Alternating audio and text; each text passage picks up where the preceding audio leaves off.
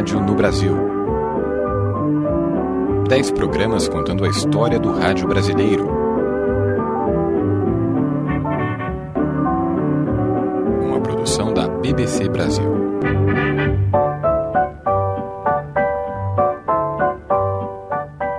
A década de 30 foi um marco para o rádio brasileiro. A partir dela, começaram a surgir os novos rumos para o que ainda era um novo veículo de comunicação. Com a publicidade paga legalizada, o rádio cresceu. Começaram a surgir os primeiros programas de caráter nitidamente comercial. Começaram a surgir os profissionais do rádio. Enfim, a década de 30 foi um período que podemos chamar de a formação de quadros.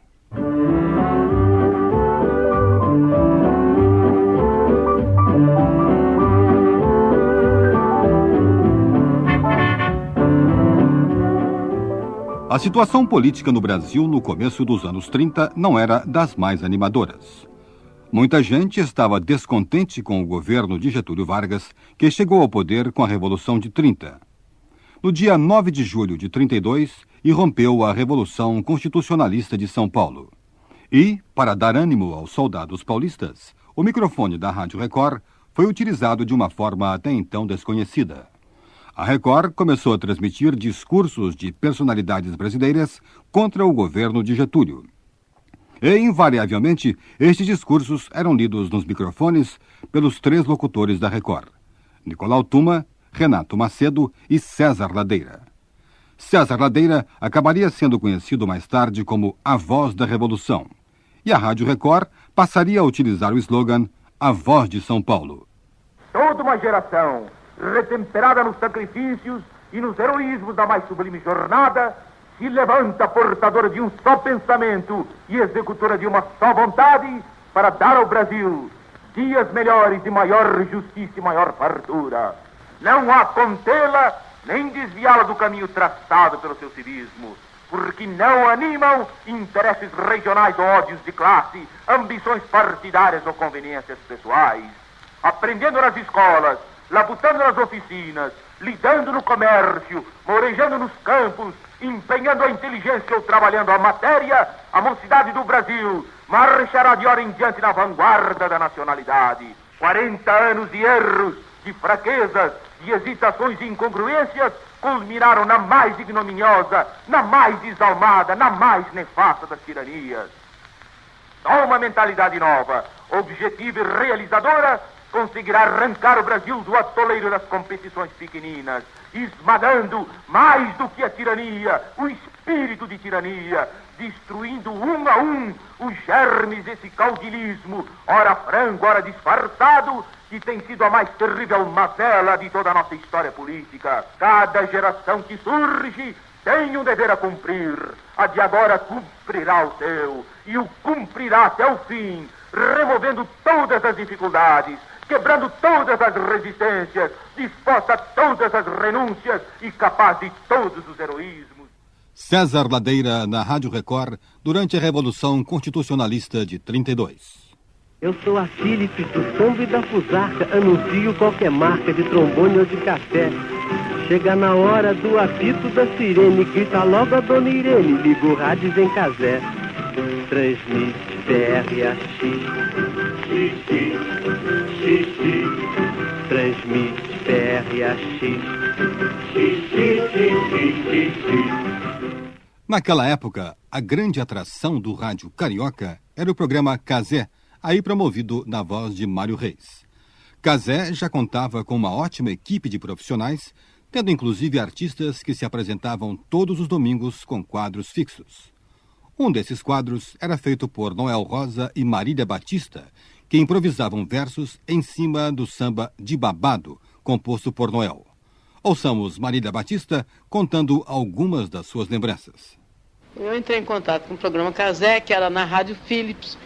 Na Rádio Philips ele era já um programa de profundidade, assim, de grande audiência, porque primitivamente não havia auditório. Você cantava e ia perguntar lá fora, como é que saiu? Ninguém via o artista cantando.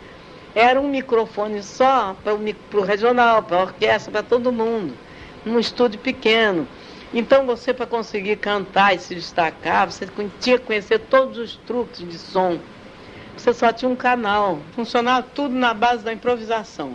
Tinha um salão grande lá atrás da Rádio Philips, que era ali na Rua Sacadura Cabral, e a gente ensaiava naquele salão. E depois ia para o estúdio e mandava brasa. Eu cantava, por exemplo, com o Nonô no piano, que ele não saía do estúdio, e eu então fazia os sinais para o Nonô das posições que eu fazia no violão.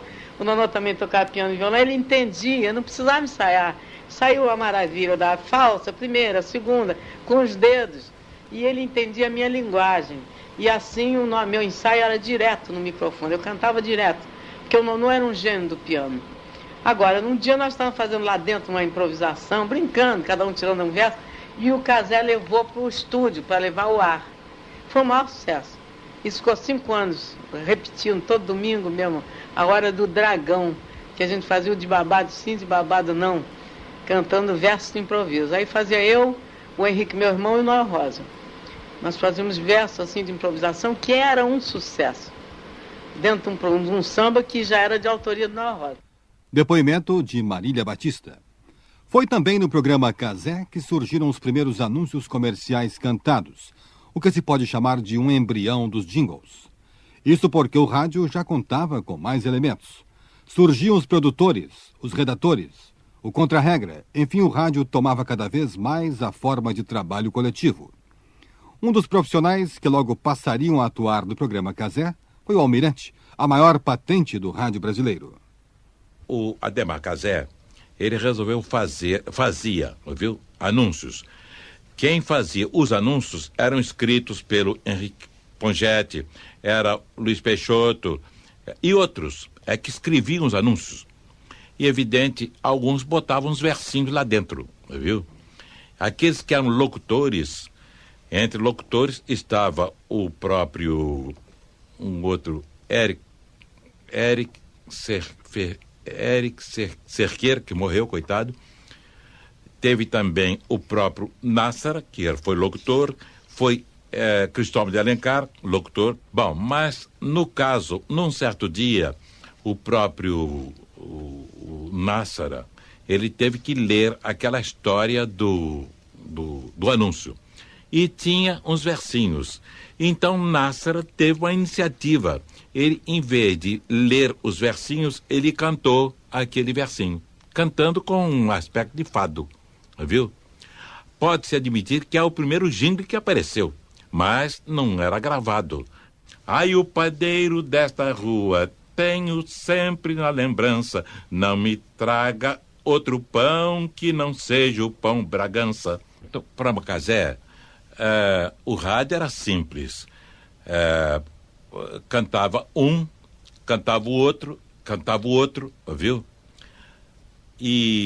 Mas, no meu caso, pessoalmente, eu tive a ideia de criar ali um concurso de palavras cruzadas, que não existiam. Existiam, sim, palavras cruzadas. Não inventei isto, viu? Mas fiz um concurso de palavras cruzadas, feito até numa revista, viu?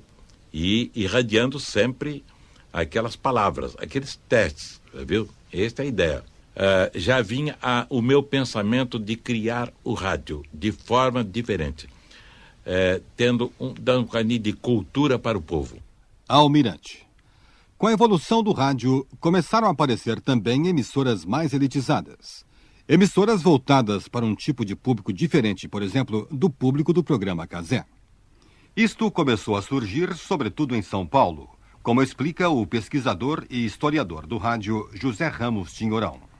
Havia em São Paulo, por exemplo, uma rádio que tinha programa de chá dançante, em que a orquestra tocava sobre o palco, com os microfones transmitindo diretamente para o público, mas lá no estúdio se dançava. Foi a Rádio Cosmos. Essa rádio era uma rádio que tinha o seu estúdio, a parte do palco onde havia a orquestra. Havia este grande salão, que era ao mesmo tempo salão de baile, era bar, um bar em que cada mesa havia um pequeno botão. A pessoa, quando apertava este botão, acendia lá no bar o número da mesa que estava apertando o botão. Então o garçom vinha e servia na mesa. E tinha acima na parte de cima uma tela de cinema. Então eu presumo que lá também se passava eventualmente de tarde sessões de cinema dentro da rádio. Como ressaltou José Ramos Chinhorão, o rádio começava também a apresentar nos seus estúdios pequenas orquestras ao vivo, algo com que nem todas as emissoras podiam ainda contar. Mas, em São Paulo, para se citar um outro exemplo do refinamento das emissoras, existia também a Rádio Cultura, conhecida como o Palácio do Rádio.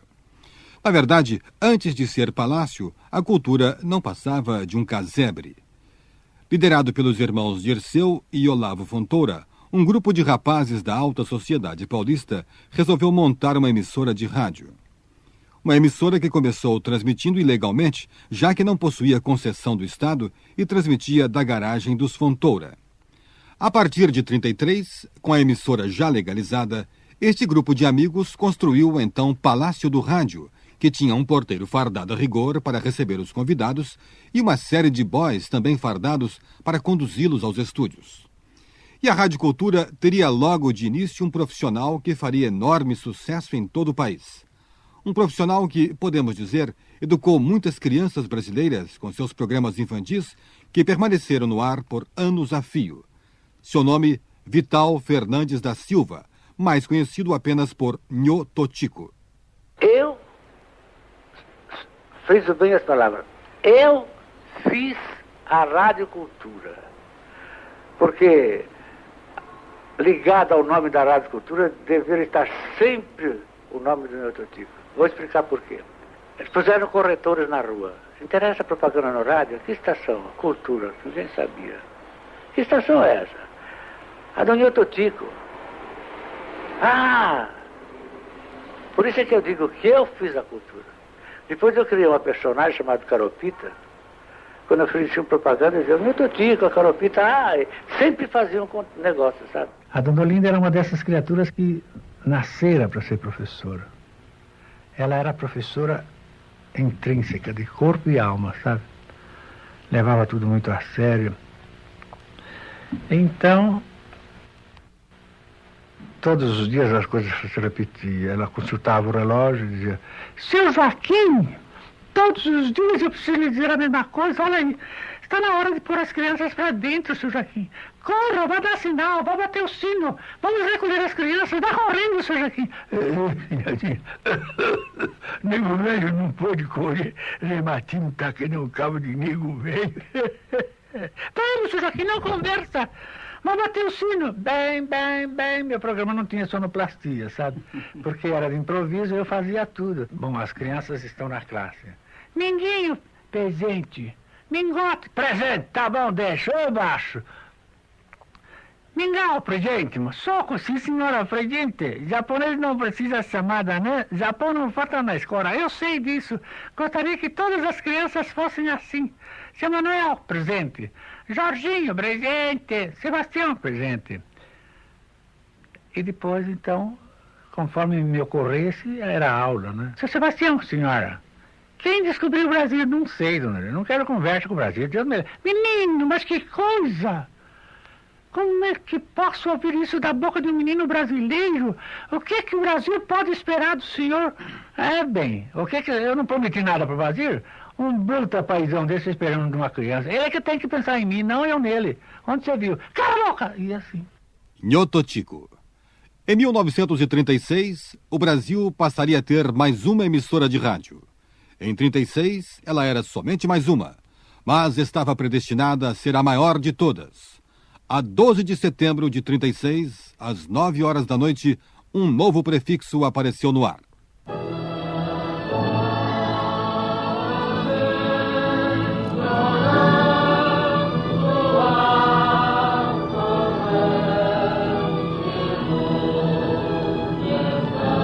Alô, Brasil. Esta é a PR-8, Rádio Nacional do Rio de Janeiro. O locutor dessa estreia foi Celso Guimarães. E como teriam sido os preparativos para o lançamento da Nacional? Quem nos fala destes momentos e da noite de estreia é o locutor Aurélio de Andrade, que em 1936 participou das primeiras experiências. 3 meses antes da Nacional ir para o ar, eu, ao lado de Celso Guimarães e de Oduvaldo Cosi, já isso em 1936, passei a trabalhar aqui em uma sala, no edifício de à noite, no 4º andar. Sala que tinha 2 ou 3 mesas, máquina de escrever, muito papel de jornal, e o Celso Guimarães e o Cosi, que mais tarimbados, com mais experiência, faziam então o esquema da Rádio Nacional, criavam, digamos assim, a infraestrutura da programação da Rádio Nacional, não só para a sua noite inaugural, como também para os dias seguintes. Mas a inauguração da Nacional foi realizada em setembro, dia 12 de setembro, mas antes o Aurélio, durante muito tempo, colocou a Nacional no ar a título experimental. Aquela coisa, estão ouvindo a Rádio Nacional em caráter experimental, senhores ouvintes, por favor, escrevam para a emissora Praça Mauá 7, 4º andar, dizendo se estão ouvindo bem esse som da PRE8, etc, etc, etc. E com esse texto entrava a música, etc.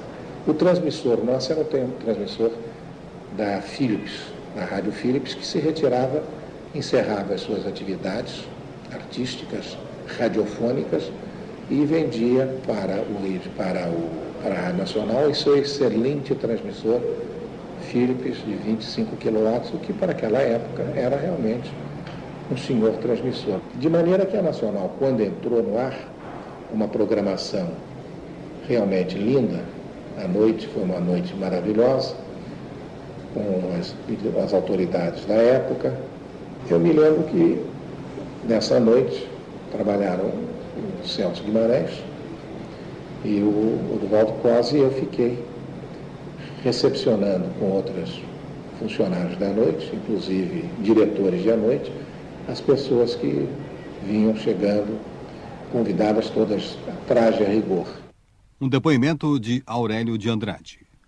Mas ainda em 1936, 9 dias antes da inauguração da Rádio Nacional, foi inaugurada em Belo Horizonte a Rádio Inconfidência, uma emissora oficial cuja missão era basicamente orientar o homem do campo.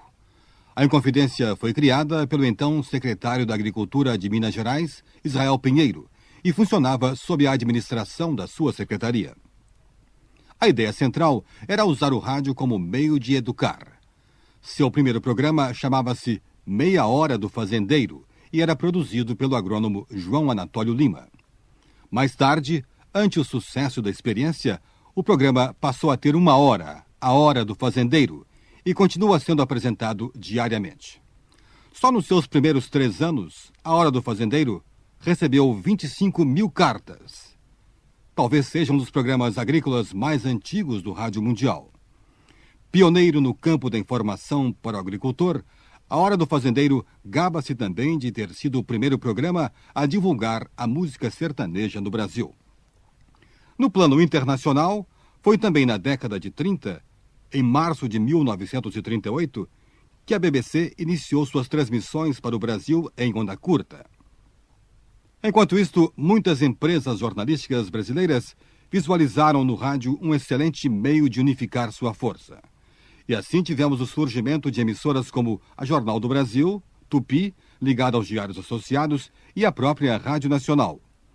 O produtor Paulo Tapajós é quem fala dessa ligação e das primeiras impressões da programação da Nacional. A Rádio Nacional nasceu como filha do jornal À Noite. À Noite pertencia a uma empresa que tinha um outro grupo de jornais, A Noite Ilustrada, A Carioca, Vamos Ler.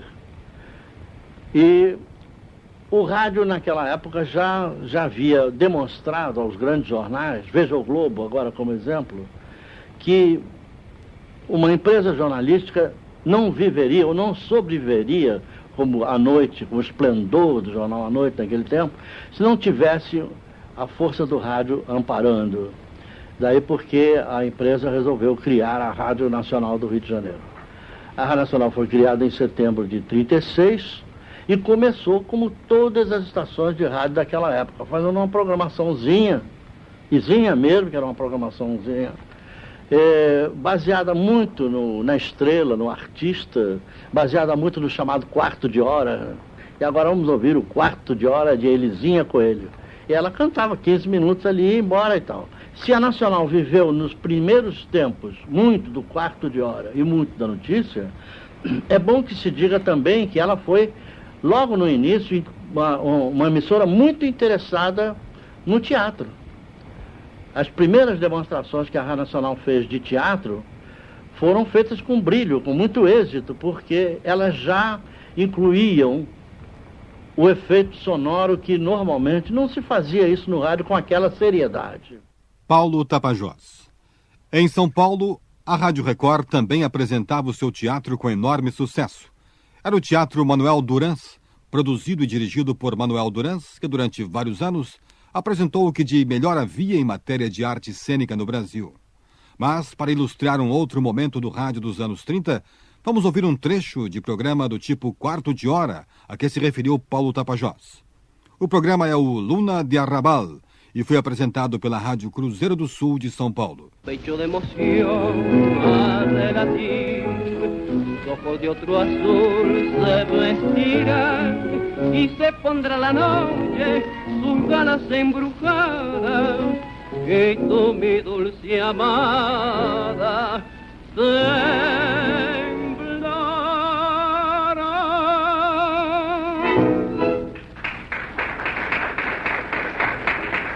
Aí foi a linda valsa Luna de Arrabal, criação no Brasil de Vítor Caserta.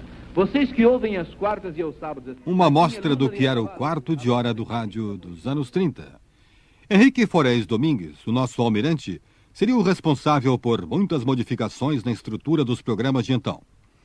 Depois de ter atuado por muito tempo no programa Casé, Almirante transferiu-se para a Rádio Nacional e ali começaria a produzir um programa diferente, um programa montado, ou seja, um programa que não seria somente musical ou somente teatro. Almirante misturaria tudo isso num único programa e o resultado prático disso foi o sucesso e o abandono das formas anteriores. Em abril de 1938, eu então lancei o primeiro programa de montagens aqui. Evidente, eu cantava durante na semana, 2 dias eu cantava. E outra vez, então, escrevi um programa, sem receber mais nada, viu?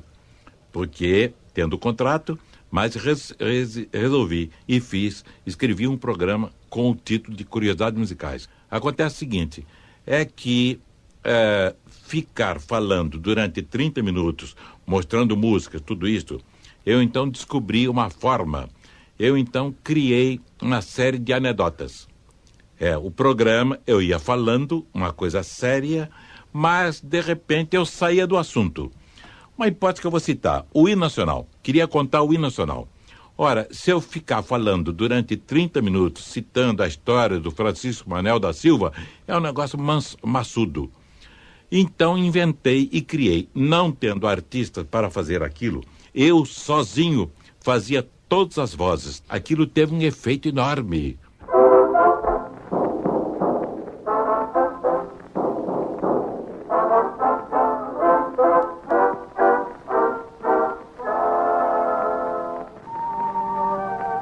Sob o patrocínio do Colírio Moura Brasil, o tranquilizador dos olhos, e do Cilion, o supremo embelezador das pestanas, estão mais uma vez no ar as curiosidades musicais de Almirante, para revelar aos brasileiros algumas pequenas maravilhas da musa popular do país. Hoje, ouviremos um programa focalizando as congadas, uma das festas clássicas e usuais em todo o território nacional. Mas, atenção, aí vem o Almirante.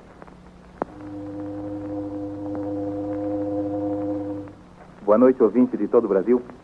Já o Celso Guimarães explicou bem o que era esse programa, e isso me evita de estar repetindo agora tudo o que ele disse. Só me cabe chamar a atenção de vocês todos para o fato de não estranharem se o que eu vou contar aqui não coincidir em tótem com o que vocês conhecem. Eu não vou daqui descrever uma congada deste ou daquele lugar. Vou somente apanhar o aspecto geral do costume e mostrar ao mesmo tempo o que há de mais curioso nas músicas das congadas de todo o Brasil. Cada lugar faz a sua congada à sua maneira. E no mesmo estado, como por exemplo em Minas, Bahia, São Paulo, Pernambuco e outros, é frequente encontrar-se congadas completamente diferentes em cidades muito próximas, às vezes, umas das outras. O estilo inconfundível de Almirante. São Paulo e Rio de Janeiro foram sempre os 2 principais polos de difusão de cultura do Brasil. O rádio não poderia ser diferente a nível de concorrência, mas era diferente a nível de programação. Quem explica as razões e os fatores dessa diferença de estilo entre o rádio carioca e o paulista é o pesquisador Valvênio Martins. Aí vários fatores levam a essa diferença. Um dos fatores é a população. O Rio de Janeiro é a cidade do Rio, onde tudo acontece. É uma cidade praiana, é uma cidade onde a rotina de vida é uma rotina mais calma, mais tranquila, porque sempre existe a praia, e quando existe a praia, existe o lazer, existe uma vida mais devagar. São Paulo tinha uma outra característica. São Paulo era uma terra de imigrantes. Então São Paulo tinha nordestino, tinha italiano, tinha português, tinha uma infinidade de pessoas que formavam a cidade de São Paulo, formavam a grande São Paulo.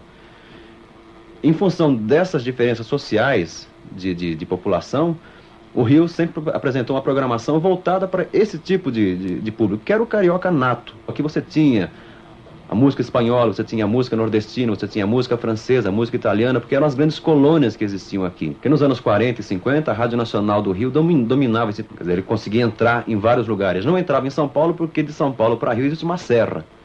E essa serra meio que bloqueava a entrada das ondas da Rádio Nacional nessa região da cidade de São Paulo. Então São Paulo ficou um pouco livre da influência carioca a esse nível. Então a diferença de programação ela é clara, principalmente por esses dois fatores. Da Rádio Nacional não poder entrar em São Paulo e do público de cada cidade ser absolutamente diferentes. Opiniões de Valvênio Martins. Mesmo com todas as diferenças de programação, inovações e crescimento, não podemos nos esquecer da Rádio Marinque Veiga do Rio de Janeiro. Durante os anos 30, a Marinque dominou a radiofonia nacional. Ali estavam agrupados o que havia de melhor em termos de profissionais cariocas. Ouçamos novamente o locutor da Rádio Nacional do Rio, Aurélio de Andrade. Marinque dominava completamente com um homem extraordinário, um locutor magnífico, que faturou muito o seu nome em virtude da Revolução Paulista, não é? Era o César Gladeira, que era um profissional de primeira grandeza e que, possuidor de uma voz magnífica e de uma leitura perfeita. Era realmente uma estação imensamente popular, onde os grandes programas eram produzidos. E as opiniões de Aurélio de Andrade terminam este programa. No próximo programa desta série, estaremos focalizando o início da década de 40, os anos de ouro do rádio brasileiro, os anos da sua consolidação.